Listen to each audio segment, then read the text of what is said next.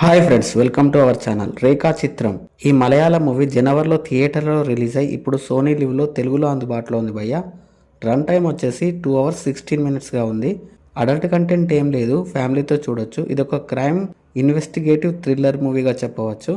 Movie చూసిన తర్వాత నాకైతే నచ్చింది భయ్య. ఇంకా మూవీ గురించి మరిన్ని విషయాలు ఇన్డెప్త్ రివ్యూలో తెలుసుకోబోయే ముందు మన ఛానల్ని సబ్స్క్రైబ్ చేసి కొంచెం సపోర్ట్ ఇవ్వండి భయ్య. నచ్చితే లైక్ చేయండి.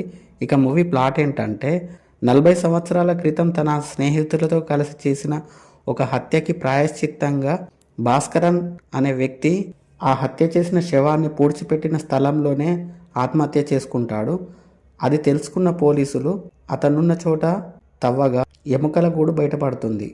ఆ అస్థిపంజరం ఎవరిది, 40 సంవత్సరాల క్రితం ఏం జరిగింది అనేది తెలుసుకునేందుకు ఆసిఫ్ అలీని రంగంలోకి దించుతుంది. మరి ఆ ఇన్వెస్టిగేటింగ్లో ఏం తేలింది, టెక్నాలజీ అంతగా లేని ఆ కాలంలో మర్డర్ మిస్టరీని ఎలా ఛేదించారు అనేది తెలుసుకోవాలంటే మూవీ చూడాల్సిందే. మూవీ స్టార్టింగ్ నుండే కథలోకి వెళ్ళిపోతాం.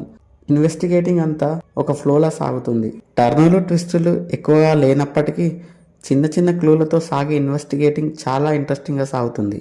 క్లైమాక్స్ మాత్రం అన్ఎక్స్పెక్టెడ్గా చాలా బాగుందనిపించింది. మూవీ చూస్తున్నంతసేపు క్లైమాక్స్ని గెస్ చేయలేం.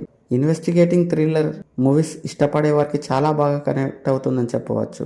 చాలా న్యాచురల్గా ఉంటుంది ఇన్వెస్టిగేటింగ్ అంతా.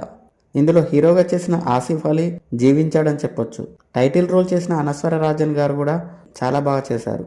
ఇందులో ముఖ్యంగా మమ్ముట్టి గారు గెస్ట్ రోల్లో చాలా యంగ్గా కనిపిస్తారు. మూవీ ఎక్కడా బోర్ కొట్టకుండా ఇంట్రెస్టింగ్గా ఒక ఫ్లోలా సాగుతుంది. విజువల్స్ బాగున్నాయి. బ్యాక్గ్రౌండ్ మ్యూజిక్ ఈ మూవీకి ప్లస్గా చెప్పవచ్చు. 1980sలోని సెట్స్ బాగున్నాయి. సినిమాటోగ్రఫీ బాగుంది. ఓవరాల్గా నాకైతే నచ్చింది భయ్య. మీరు కూడా చూసేయండి. ఎలా ఉందో కామెంట్ చేయండి. Thank you for watching.